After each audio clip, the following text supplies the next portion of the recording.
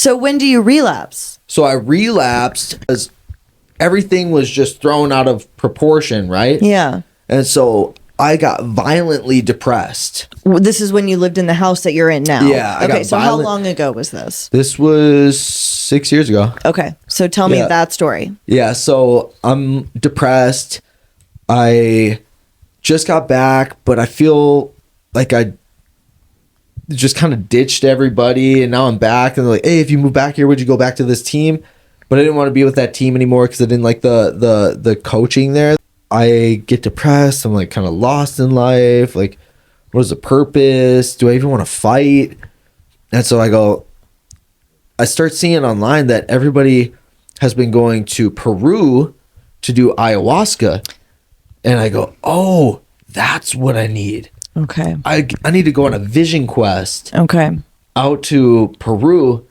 So I go, okay, I'm so depressed and my life sucks so bad. I'm either gonna kill myself or I'm gonna go to Peru. I go, I'll give myself a shot. I go, all right, I'll go to Walmart, and if they're open, I'll get a charger, charge my phone, and buy the ticket and pay for the retreat, and I'll go out there. I was like, but if Walmart's not open and I can't get a charger, I'm just, that's it.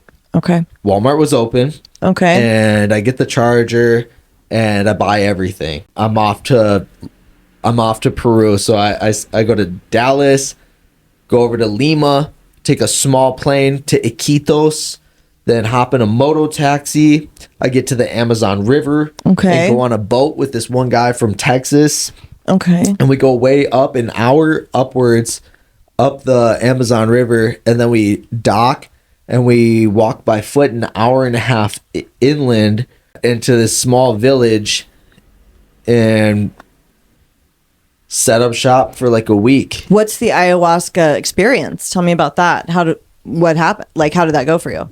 Yeah, it was crazy. I didn't tell anybody that I was going out there. So it was like this big, like, kind of secret. Okay. I didn't tell my roommate. I didn't tell anybody. Okay. Because I didn't know how to, like, express it. Yeah. I was like, I just can't. And if I tell somebody, they're going to talk me out of it. Right. So I go, no, I need to do this for me. Nobody knows the thoughts that I think and the feelings I feel. So this is just something that I need to do. And I go out there. First night I'm out there, food's like super bland, and it's like a crappy retreat. Like, it's like you're in the jungle. Okay. Like, you're living like they live. Okay. Like, it's not luxury at all, which I wanted, and so there's lizards and bugs and insects everywhere, and you're supposed to have a bug net, but it's got holes all over it. So just bugs and lizards are crawling all over you all night. First night I'm there, there's a 7.4 earthquake. Oh, shit. And so I wake up at 3 a.m, and I just got to sleep. I had like really bad anxiety because you're about to do ayahuasca. So you're like, oh my gosh. So I wake up like this, and I think there's little Peruvian people under my hut, like shaking me and messing with me. Shaking. And it calms down. And I'm like,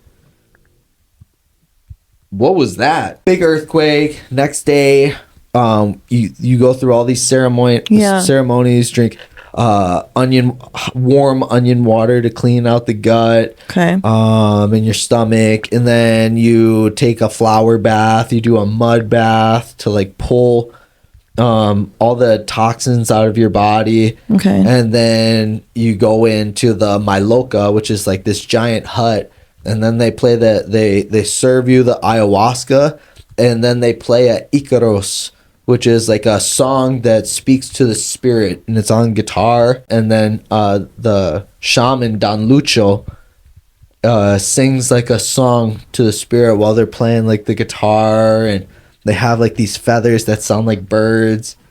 It was a trip. And so I take it, and the first experience is kind of cool. It's like real light, but I see like a little bit of visuals, whatever. I was like, man, it starts dying away. I was like, man, this isn't what I thought. I was like, man, if I just had one more of that, it would probably do it. And they go, and Renee, the lady who is the translator, because they only speak Spanish up there, she go, okay, everybody, we're going to be administering more of the medicine. If you want more, please feel free to come up and get another serving. If Don Lucho believes that you need more, he will administer more ayahuasca for you. And so I went up there and I was like, yeah, uno más. And she looks at him, looks at me. Okay. Like he has to, you could say more, but he has to approve it. Okay. And so he approves it. He smokes like this tobacco and he puts like a cross on your forehead like that. When you do it, you go back. And my whole world flipped upside down after that point. What happened? So I was dating this girl, Nadalyn, and she went off to the military and it didn't work out. Okay. But I did the right thing. I talked to like my sponsor and I was just like, hey, what do I do? He goes, the selfless thing to do is to let go of something that you have no intention of putting love and care and positive energy into. He goes, so do you plan on marrying her? I was like, no. And he's like, does she plan on marrying you? I was like, yeah, probably. He goes, what's the selfless thing to do? I go, end it. He goes, you have to end it. So I wrote a letter to her and we broke up because she gets so mad at me, but like she couldn't make phone calls. So I was like, all right, well, I don't want to like cheat on her or anything. So I'll write her a letter. And so I'm out there and I get the second ayahuasca cup administered and I'm like time traveling. I go through like this wormhole and like there's all these files in a big filing cabinet, and I hear this like feminine, this higher like feminine voice speaking to me, and she's like oh, okay, like boom, like let's focus on this. She's like, what's going on here? And I go, oh, that's Nadalyn. She's like, oh yeah. She's like, you seem to have trouble with relationships. I was like, oh no, I handled it right. And she's like, I don't think you did. And I was like, no, I did. I was like, I broke up with her nicely. I wrote her a nice letter, da da da da da. And she's like, no. And she's like, no, see, you didn't have the intention of being with her long term, and you didn't let her know that. And when you stopped feeling like that, you should have been outspoken about that. But instead, you led her on and led her into something that you knew wasn't going to go anywhere the whole time. I was like, all right. Okay. And I was like, yeah, I know. She's like, no, see, you logically know, but emotionally, you have no idea. Boom. When she went like that, like felt like I was like what you would see like going through like a wormhole in space. Like that's what it looked like. And then boom, all of a sudden I blink and I open my eyes and my eyes are burning, like burning super bad. I'm like, oh my gosh. And I run and I go into like these barracks and I sit down on this bed and I pull this bin out and I grab this letter and it has my name on it and my writing to Nadalyn. Hey, that looks familiar. And it opens it and it's the letter that I wrote her. I'm her reading my letter, and all of a sudden I just see a drop, drop. Whoa.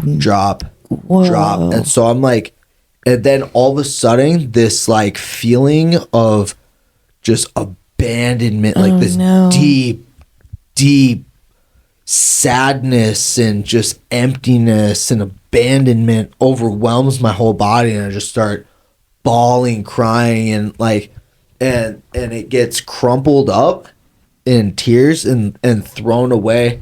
And then I go down like this, and it was like probably her going probably going into her Yeah. pillow, and I could feel everything that she felt. Yeah. And I was like crying. I was like, oh my gosh, I had no idea. And I come back to myself. I'm like, I had no idea. And like it's like Madre Ayahuasca or whatever is like, it's like speaking to me. And it's just like, yeah, logically you understand, but emotionally you have no clue.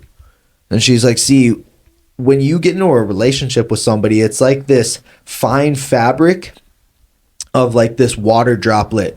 And she's like, as you're bringing it up, it's small and it starts expanding like this, and then she starts pulling it up on this grid, and it gets pulled up. And she's like, when you decided to cut that off, she's like, you're cutting off all this is filled with the life experiences, the energy, the emotions, the moments in time that you two had together. And when you wrote that letter, you cut it off, and it dropped down, and it hits like this like grid, and boom, it explodes, and it goes in like this big wave and just starts rocking like this until it eventually settles out. And she's like, the waves are different on each side. That's why every heart breaks differently. Okay. And there's different emotions for everybody. And so that's why she was so upset at first, because she was more hurt by it. She had put more energy into it, more invested into it. And I just started bawling and found out she got pepper sprayed that day. So my eyes burning. That's crazy. My eyes burning was her being pepper sprayed. Wow. I could feel everything that she felt. And so I was like crying from that.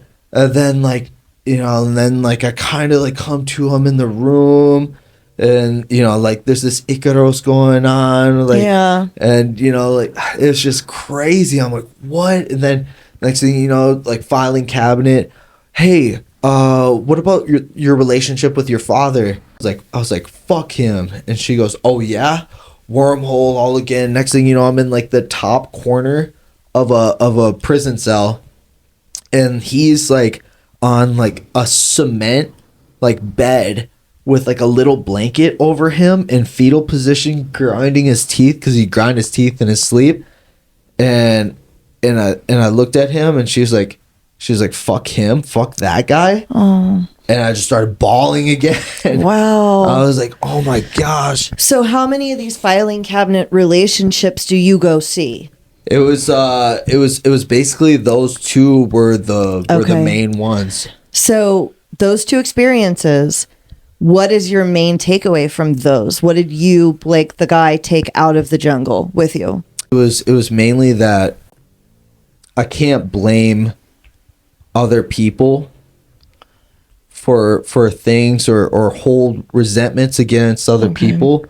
She goes, look, he didn't have a good life growing up. He had an incident happen when he was tried as an adult, but he was a juvenile. Oh. So he got, I think he got raped when he was tried as a juvenile in an adult detention center. Yeah. And so, and she's like, if you went through the same things that he went through, you would probably do the same. Yeah. And she's like, in matter of fact, you're on the same path that he was on, but you started seeking God and seeking help. Wow. And I was like, oh my gosh. I'm like, so I had so much empathy. Yeah. I go, no, don't fuck that guy. Okay. Like he's just sick. Yeah. And he just hasn't discovered that truth about himself. Yeah. And then also be very, very mindful of the people that you build close, intimate relationships with. Yeah. Because it's unfair for you to lead somebody on, and you do this in all of your relationships. Wow. Okay. You do this every time. It's a pattern, and you have to break it. And if you don't break it, it's going to break you.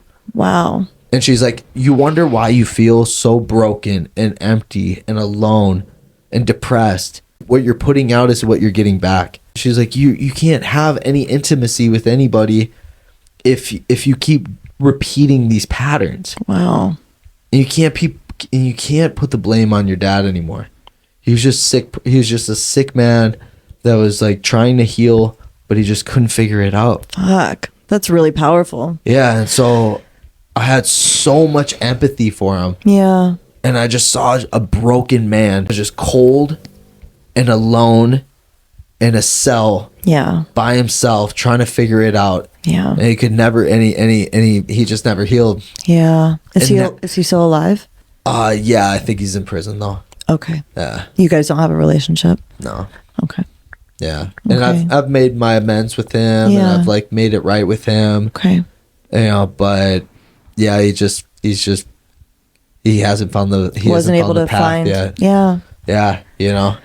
So you have your ayahuasca experience. Yeah. You come back Yep. and then you start using drugs again? So You don't count the ayahuasca as a relapse, right? Well, I didn't tell anybody.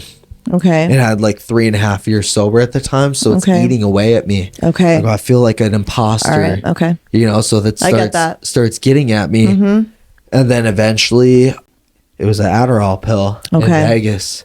You know what's interesting to me is I bet if you had told, maybe not your sponsor, but certainly my sponsor would have told me, that's okay. You didn't use, you're still sober. Actually, you learned a lot. We're good here. Yeah. And then I would have felt, you know what I mean? You probably would have felt still sober. But, Yeah. you know, perception is like so much of that, you Oh know? my gosh, I know. So, Yeah, it was kind of like a fifth step experience. You Yeah, know, what totally. did you take away from it? You know, Totally. how can we build off of this? But yeah. So what does the Adderall in Vegas lead to? so Adderall, I take one Adderall Yeah. out there. I'll just take one. Right. That's fine. And the worst thing happens for me is everything goes really well. I'm out at a pool party in Vegas, Diplo pool party with my boy Darwish. You know, he's getting drinks. I'm out there. I meet a girl. She goes, "Oh, you're super cute," and I was like, "Oh, thank you." Da da da da. Do a little spin move. She goes, "Dang." She's like, "You're so fine." Da, da, da. I was like, "What?" I was like, "Man, I got game." Right. I was like, "It's the Adderall." Okay. Yeah. And she's like, I was like, "Hey, come with me." And so she's like, "Hey, you want to drink?" I was like, "Nah, I don't drink." You know, and she's like, "Oh, okay." So we're dancing, da da da, hanging out. And like every guy that's going by, like is like, "Oh, dang, nice, bro. High five." I was like, "Yeah, heck yeah," you know. Yeah. So she's like, it's like super hot Canadian chick. She kind of looked like Ariana Grande. And she's like really hot, and like I was like getting high fives, and I'm the man, and I associate it with Adderall. Okay. I go, "Oh yeah, This is the answer. I just need a little pick me up." Yeah. That's what'll do it. You know, it's if I just came here by myself, there's no way I would have said Right. higher. It probably still would have happened, Right. but Adderall. Yeah. So I have a good time with her. You know, we hang out, hook up. It's awesome. And then I'm heading back.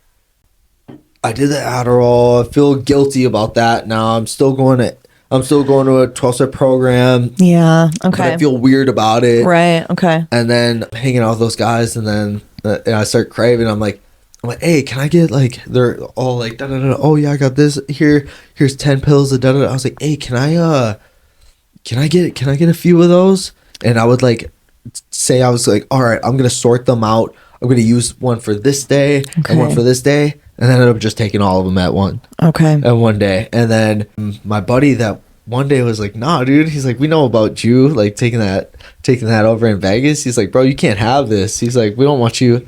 He was looking out for me. Right. Yeah. And I took it as like, "Oh, okay. All right. Well, if I can't get it, I'm gonna get it on my own." So it always like felt like I didn't really do that much, you know. Like, Yeah. Sometimes like being in a program or a 12-step program is like a penis measuring contest of like who had the worst story and the craziest story, right? Yeah. Yeah. That's like I was like, Oh wait, that's it. That's the whole relapse. What you just said. yes. Well, so I relapsed, and then I was like, "Oh, if I can't get it from them, I know a guy that sells meth." Oh. Okay. And so I was like, okay. I'll just do it for a week," which I did. Okay. It was the craziest week of my life. Okay. Lost like 17 pounds.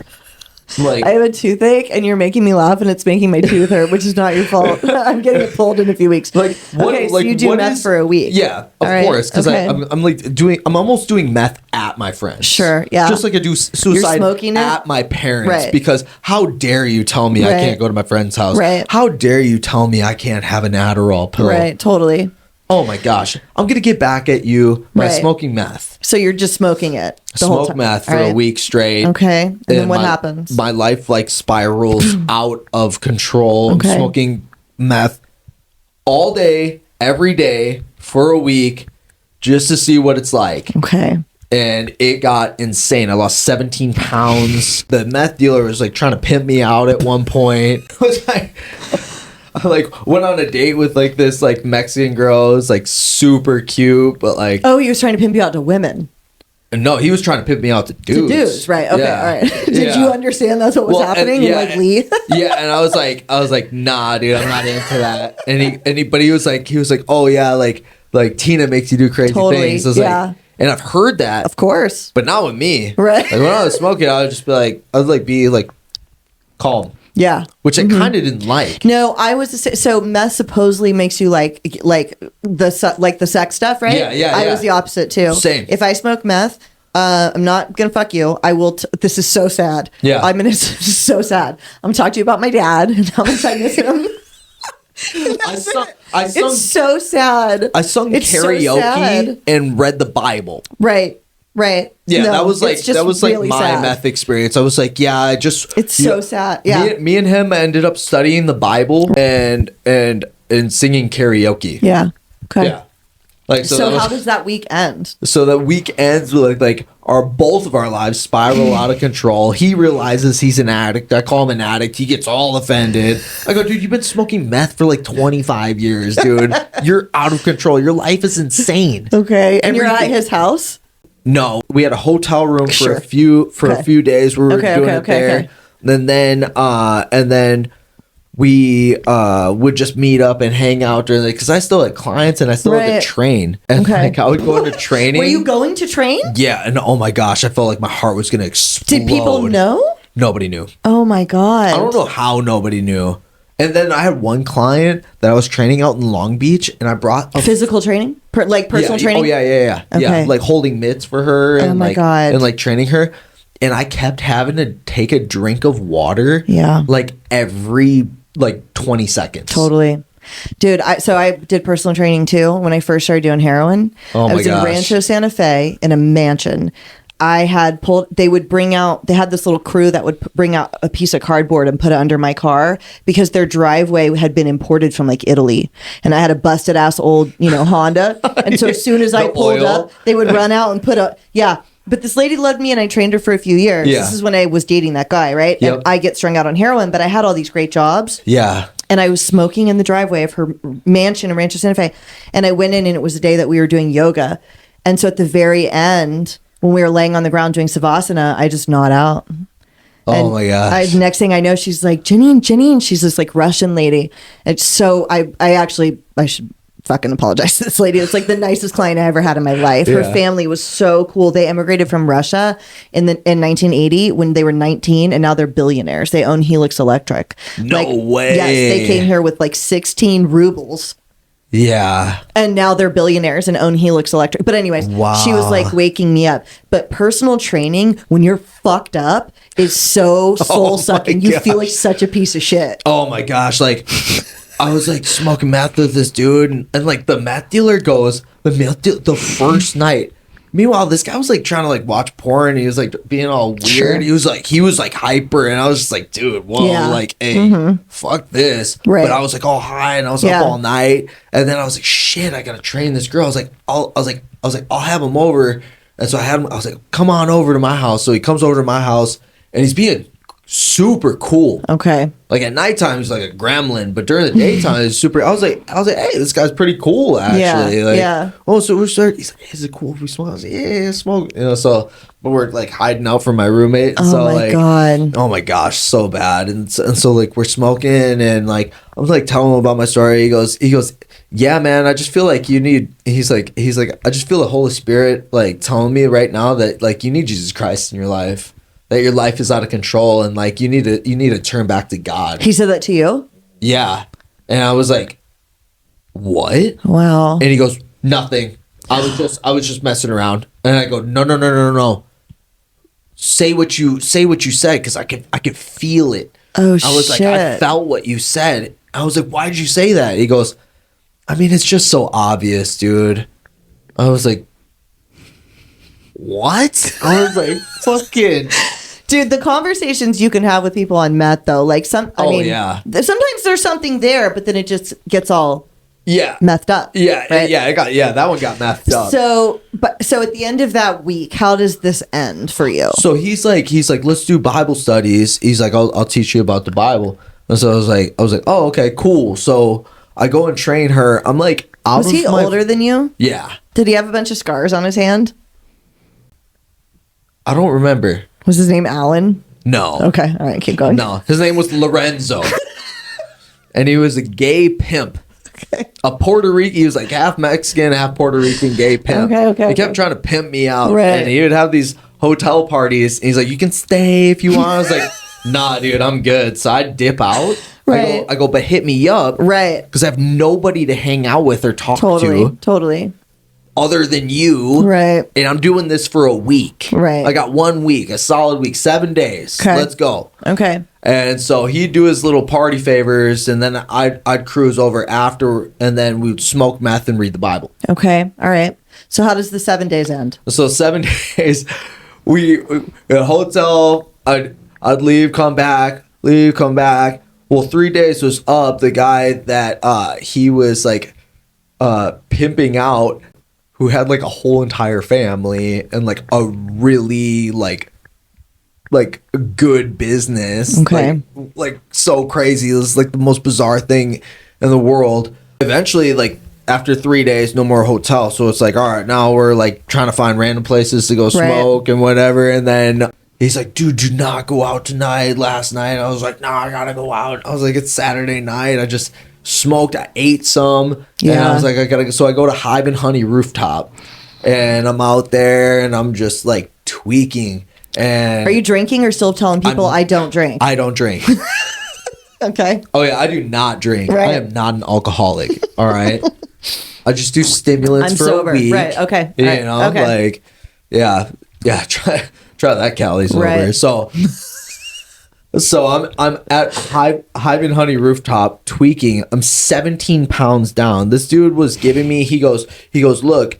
He tried to get me to take G, and I go, absolutely not.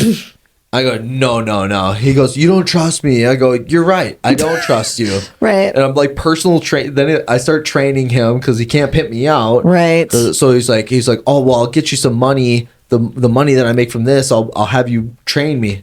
I go, oh, okay, cool. So I'm training him. He has like these like topicals, like testosterone.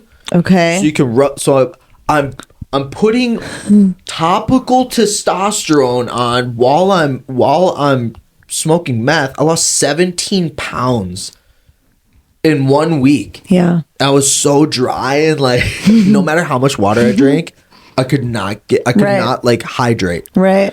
And so I'm out at Hive and Honey, up all night. And then I finally fall asleep at like 4 a.m. I was supposed to go to church with him in the morning, and that was going to be our big coming to Christ, turn it all around.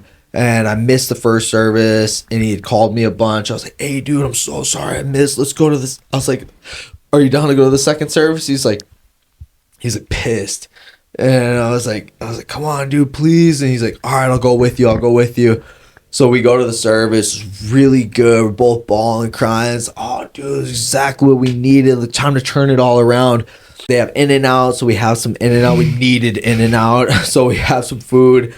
We're cruising around, and I was just like, and I go, hey, dude, one more time. For sure. And he goes, no, dude, no. We've been through so much. Like, dude, I'm an addict apparently. Like, you know, like, dude, you're so skinny. Like, you lost so much weight. I go, come on, bro, just one more, just a little bit. And he goes, no, dude, no. Like, he's like, my intentions were so wrong. And he goes, and I love you like a brother. Like, for real. He's like, you're such a good dude. He's like, I've been able to bond with you. He's like, I'm really sorry that like I was trying to like pimp you out and do all this stuff. He's like, And you've known him for 1 week, right? I've known him for a week. Okay. And I go, and he go, but you know, we're spending like every day together, hanging out. I got it. And you're just up talking, Yep. you know, and he ended up being a pretty cool guy too. And I was like, and he taught me a lot about the Bible. Okay. Because his dad was a pastor. Okay. Yeah. So this guy just had a life, you know, and you know, hiding that he was gay his whole life and whatnot. It's just like, but he was a cool guy, you know. And go, all right, well, we're not gonna smoke. And he goes, no, dude, come on, man, like we gotta love on ourselves. I go, you're right, dude. Well, we're gonna go to this meeting tonight. We're gonna go get sober. He goes, oh, no, I go, no, dude, I've been with you for a week. I know you ain't got nothing going on. I go, we're going to this. It's over in Laguna Niguel. That's at the church off of El Toro. We're going there. We're gonna get sober.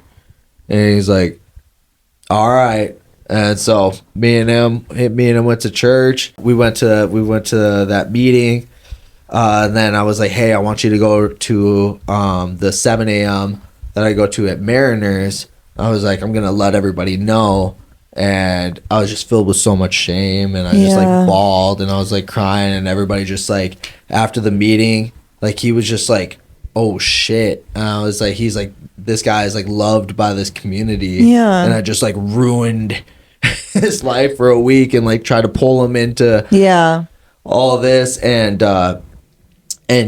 he was, and everybody like, hey, we love you. We're just glad you're back. Like call me about anything. I had no idea. Yeah. And I was like, yeah, I know. And this is your sobriety date?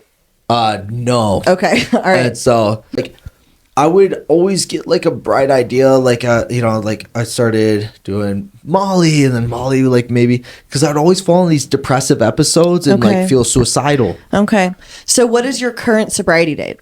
June 10th or June 11th, 2023. Okay. So what happens then? So now you've got over a year. Yeah, year and a half. Okay. Is this the most amount of time? Oh, no. I guess you had that 3.5 years at one point. Yeah. But this is the best quality. Okay. So sobriety. what happens June 11th or June 10th, I guess? June 10th, I'm getting ready to fight in the UFC. I've never said this, but I'm getting ready to fight in the UFC. I'm so nervous. My buddy made acid. It's ergot. You know, I guess it's like super hard to make, but my buddy made this ergot, which is LSD. And I had experimented with it at like open mats, like doing jiu-jitsu. And I had done that like a few times. And so I go, oh my gosh, I'm so nervous for this fight. 15 fight win streak. I'm in the UFC. This is crazy. I feel like this will enhance me because I used to take mushrooms before I would go out and fight, and that helped a lot. Okay. And so I go, I'm gonna use this. So I used it the night before to help me cut weight, and it did not help me cut weight at all. Okay. I was just kind of like out of it. Yeah. You know, I was like cutting weight and like taking a little bit of like microdosing LSD.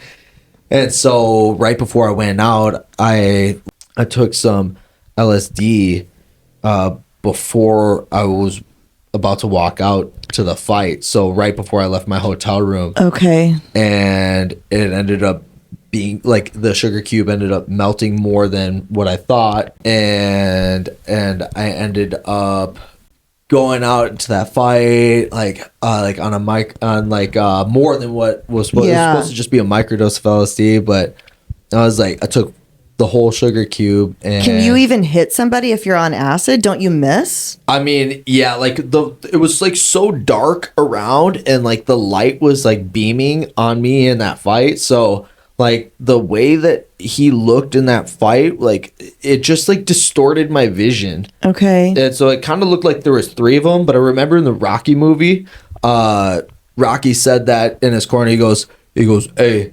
I see three of them. And then his buddy goes, hit the one in the middle. And so I was like, all right, I'm just gonna aim at the one in the middle. Okay. Oh my God. What happens in that fight?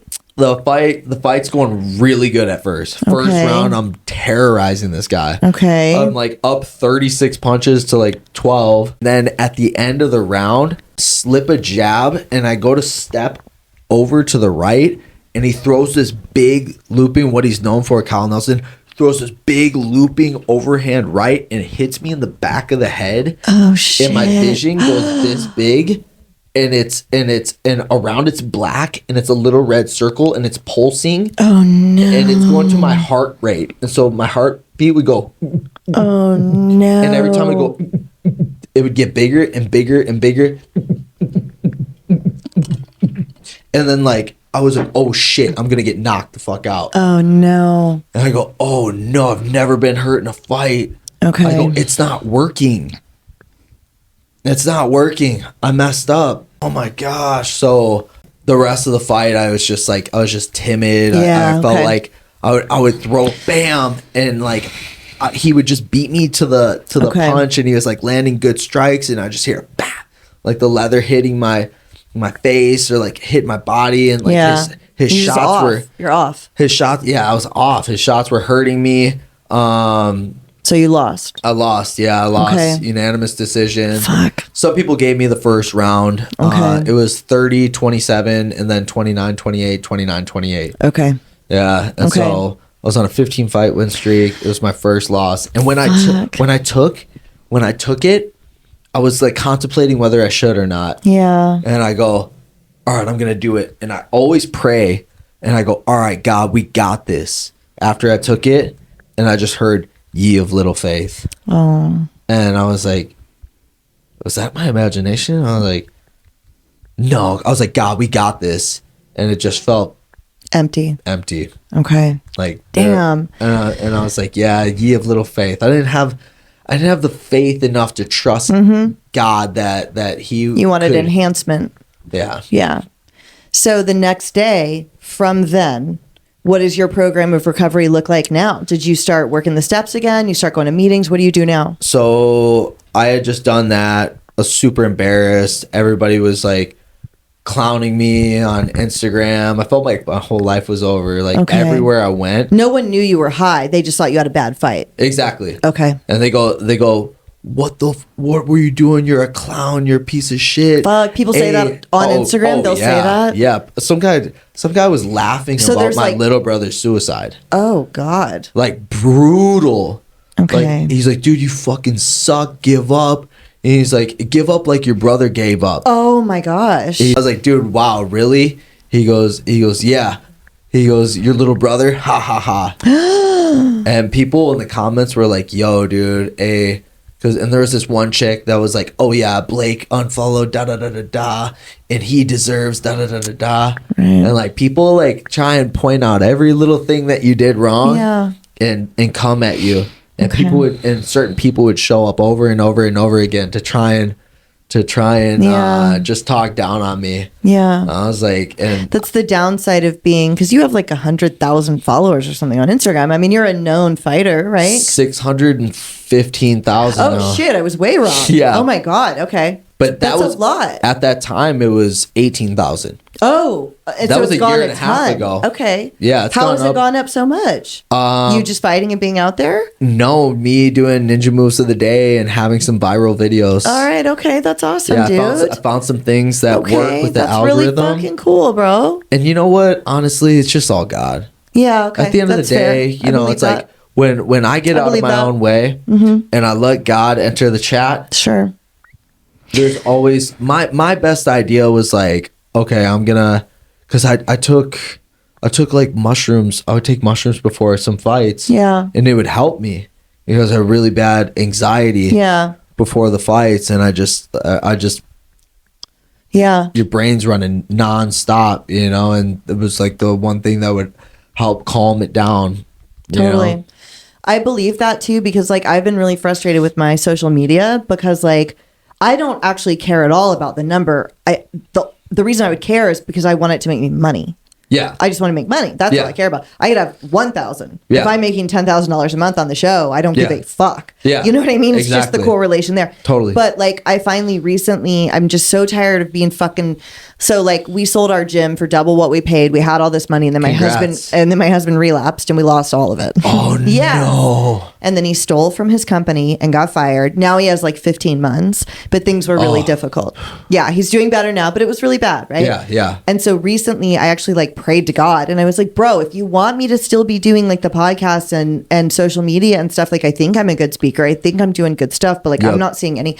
And I will say that like all of a sudden my Facebook is going amazing. I'm making a bunch of money on Facebook and I'm like, well, maybe that is God. Like, I don't know. You know what I mean? Yeah. But that's so cool to me that you went from 18,000 to 600,000. And listen, if you're not in our industry, you might be listening to this thinking it sounds like really materialistic to be talking about this, but it's not, because it's evidence of progress to me too. It's a metric of progress. It's a metric of progress, and it's a metric of service. Yeah, that's true too. Because you're right. You don't get a following by being selfish. You get a following by giving other people something that value is really beneficial. And you're right. And look, there's a lot of people that don't know about that story. And the only thing that I could chalk it up is like, look, when my little brother committed suicide, like I had almost like survivor's remorse. Yeah. And I didn't give a fuck about anything. I didn't even really care about being in the UFC. How long ago did that happen? What? That your brother committed suicide? 2.5 years ago. Okay. Yeah. And so after that, I was just lost. Yeah. And mushrooms really helped with the anxiety. It really did. But then I started taking like 5 to 10 grams of mushrooms every day. Right. Yeah. You know, and I was using that, and now I still have my off days, but I work through it, and I tell that story and people were like, I can't believe you did da da da da da. What were you thinking? But I went to a meeting and one guy was like, yeah, he's like, I took acid one time. He's like, I was in a tournament for tennis. He's like, I could read exactly what that guy was gonna do. He's like, I crushed that guy. I beat him everywhere. He wasn't scoring anything on me. Right. Killed the guy. He goes, okay, I figured it out. The next week he went and did another tournament, acid before, had such a big anxiety panic attack that he couldn't leave his hotel room and had to forfeit. Oh shit. So, it's like you're playing with fire. Totally, of course. So the mushrooms worked for me when I was for some fights. Yeah. And then I tried experimenting with that and it didn't go well. What do you do for your recovery now? You've got over a year. Yep. What's different this time? Or what's the same but you're doing better? Yeah, so now I being of service. Okay. Now I help guys out. I give back, and I got released from the UFC probably like a month and a half ago. Okay. It was one of the best things that ever happened to me. Really? Yeah, because I was super stressed out. I felt like I just had to like wear a mask, and at the end I just wasn't having fun. I just wasn't enjoying it anymore. Okay. And a lot of people don't even know that I got released from the UFC. Okay. And I didn't announce my retirement, and I still haven't. And I don't know if Are you retiring or?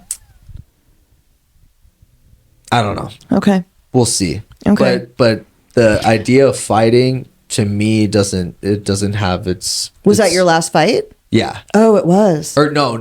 My last fight was in February. Okay. Yeah, February 3rd.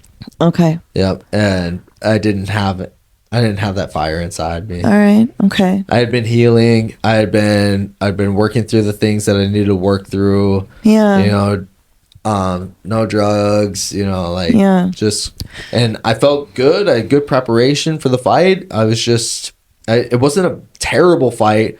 But I just wasn't confident in my striking going into it. I felt off. I had two striking coaches, and they had conflicting beliefs about what I should do in the fight, and so I was just thinking too much. I wasn't in flow state. Yeah. And so, what is I'm assuming you've got some spiritual practices. You've referenced God. You've referenced being a Christian.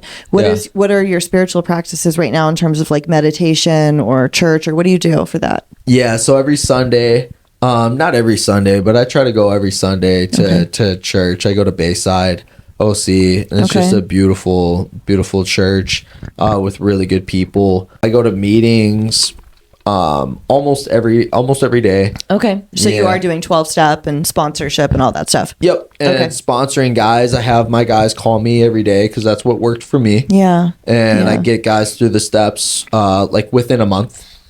And so I go through the 12 steps with my guys really quick because it says upon doing these steps, we will have a spiritual awakening.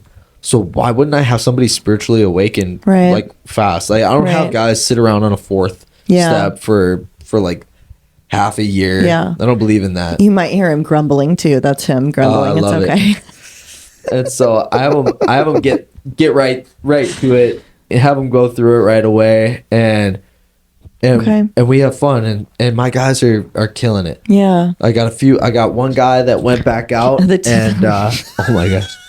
The microphone cord is hooked on That's so Tinky's funny. tail. That's so okay, cute. Bubba. And so yeah, now I give back and I get to watch these guys. Wow. Their life just gets so much better.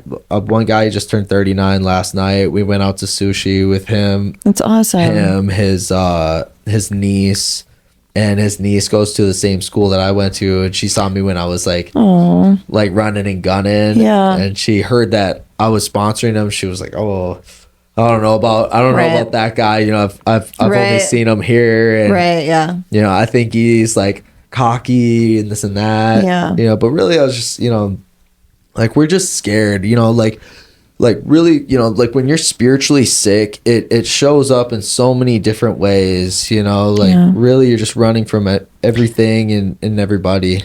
So, for someone that's listening that is unsure of who they are, their identity, like you were so unsure 14, 15, 16, how does somebody find their identity? How have you connected to who you really are? By getting honest. Okay. By getting honest, you know, like I had to really do a lot of work on myself, you know, I was this kid from the trailer park in Minnesota, you know, and Yeah. then I ended up getting like to the UFC and all Yeah. this and even then, you know, like who cares about that if you don't have good character? Yeah. You don't have integrity, you know? So I think just really being brutally honest with yourself of who you are. Your past can be the greatest asset to you, especially all the ugly, dirty, Yeah. bad stuff that happened to you. Do you consider your past an asset? Oh, big time. You do? Okay. Yeah, Okay. yeah. In what ways?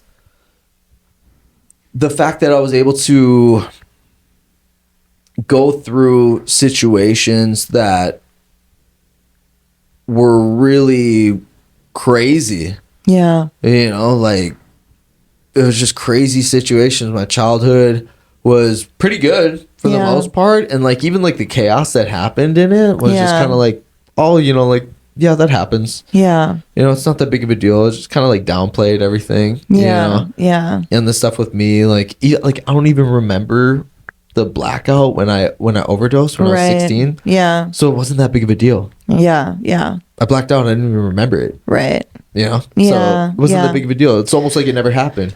Yeah. You know. So for me, you know, it's just when I was able to get rid of my ego and really, that was just me believing that I could do it all myself. Okay. You know, and I was able to humble myself and ask for help. Yeah. And continue to be willing to be honest and open-minded and willing to take a look at myself and willing to see like both sides of the coin in all situations. Yeah. You know, somebody's like complaining about something that somebody else did. I'm like, all right, you know, like I could see, you know, a lot of people are biased or they're like, oh, okay, they side with that person. But when people are telling me stuff like that, I also understand that there's two sides of a coin You too. have Like empathy. you're showing up a certain way too. Right. Totally. You know, Totally. you have a part in it. Right. What's your relationship like with your mom now? Oh, so much better. Oh, good. Okay. Yeah. Does she still live in Minnesota? She lives in Georgia. Okay. Oh, that's right. They moved to Georgia. Yeah, they Okay. moved to Georgia. Yeah, Okay. when I was 20. Yeah, and so they live out in Georgia. They have a beautiful home out there. Did she get remarried at some point? No, my mom's like done. Okay. Yeah, Okay. she's just like, I think she chalked it up as like, all right, I tried Yeah. with so many guys. Like, Yeah, I do not have good taste in men. Yeah. You know, so. But she does okay herself, obviously, if she's got a place. And Yeah. Yeah. And then my brother lives there. Oh, okay, and so okay. they have, they watch over Braden's daughter, Okay. who was she was like 6 months when he took his life. okay. Like into like the pregnancy. Oh, okay. So he never got to meet his daughter. Okay. And so she's almost 3 now. Okay. Yeah, she's 2.5. Do you have any thoughts on why your brother, like, did you see that coming? Or? Yeah, I did. You did? Yeah, me and him talked about it a lot because Okay. a month before he actually like pulled it off, he called me and he ate a bunch of sleeping pills, but he called me. And when I did it, I ate all those pills. I didn't tell anybody. Yeah. So I was like on my way to a meeting and he told me, he goes, hey, I messed up. I was like, what'd you do? What's going on? And he's like, I ate a bunch of sleeping pills. I was like, how much is a bunch? He's like, a whole bottle. And I just started like bawling. And I was like, all right, 3 things. 1, I love you. 2, thank you for calling me. You're a better man than me because when I did it, I didn't tell anybody. Yeah. And I was really willing to accept my fate. And 3, you got to get help. Yeah. I'll pay for a Uber or whatever Yeah. to get you to the hospital, but you got to go to the hospital. You got to get help. He said, maybe I'll reach out to one of my friends. Like, yeah. And so I went to the meeting, cried about it there, like told him what was going on, called him afterwards, and I was like, hey, did you go get help? He's like, nah, I'm just laying down. I puked a little bit. I feel better. I go, hey, dude, you didn't want to do that. You regret it now, don't you? And he goes, yeah. I was like, yeah, bro, you don't want to die. Wow. And I go, you regret it. I know you do. I go, I regretted it. Yeah. He goes, yeah. He goes, I just feel sick. I was like, yeah, Braden, never make a permanent decision on a temporary emotion or issue. And it was really wild because the night that he did that, I was out drinking, doing coke, and I remember just like feeling like I'm having a heart attack. Oh, wow. And I was like, oh my gosh, I think I'm gonna die. I was like, I need to go to the hospital. And I was like, no, don't go to the hospital. It'll be fine. And I was like, just don't take any more. Yeah. And me and my buddy are talking. He gives me more. I do more. Right. I definitely don't do Right. more. Do more. And I said that I lay me down to sleep prayer. Yeah. And now I lay me down to sleep. I pray the Lord my soul to keep. If I should die before I wake, I pray the Lord my soul to take. And I closed my eyes and I was like, I'm probably going to die when I Wow. sleep. I wake up and it's a call from my mom. And I answer, I go, hello? She goes, what are you doing? And I was like, I'm waking up. What's going on? And she's like, are you sitting down? I was like, yeah. And she's like, are you sitting down? I was like, Mom, what's up? She goes, Braden committed suicide. And I was like, oh my gosh. But I was just like so numb that like I didn't have any emotions then. But I always think back on that moment. I go, what if I didn't wake up? Yeah. And my buddy had to answer my mom's call. God. Yeah. And she's like, Blake? And he's like, no, it's Lou. And she's like, where's Blake? He's like, he's not responsive. Right. He's blue. What do you mean? Right. She loses both her kids in one night. Yeah. Wow. And I just think of like how selfish Yeah. that would have been, and just like how I see how tore up my mom still is about it. Yeah, of course. I can't imagine. She like both kids in one night, Yeah. separate deals. Yeah. And I mean, and in the rooms you see a lot of like maybe intentional suicides from totally. overdoses. Yeah, totally. Oh yeah, he just did da da da da da. Like, yeah. Yeah. Yeah. Wow. Well, where can everybody like connect with you and find you? Definitely Blake the Builder on Instagram. Okay. Bilder. That's awesome that that's your last name, and then you Yeah. get to be Blake the Builder on Instagram. Yeah, I know, right? I was That's Bob awesome. the Builder when I was in middle school. That's funny. That's Yeah. cute. Well, thank you so much for your time, dude. Thank Yeah. you for driving down here. I really appreciate it. And Thank you for having me. I think that, no matter what you end up doing, moving forward, fighting, whatever, like, you seem very at peace, So Yeah. I see good things for you. Yeah. Life is good these days, and I truly owe it all to God, because my best thinking gets Yeah. me put in these precarious situations, Right, yeah. So life is really good now, and I'm just really thankful. I'm just calm these days. and Yeah. I can think, so it's a blessing. Thank you for having me. Sure, out. of course, This dude. is awesome. Thank you so much. I really appreciate it. Yeah. Thanks.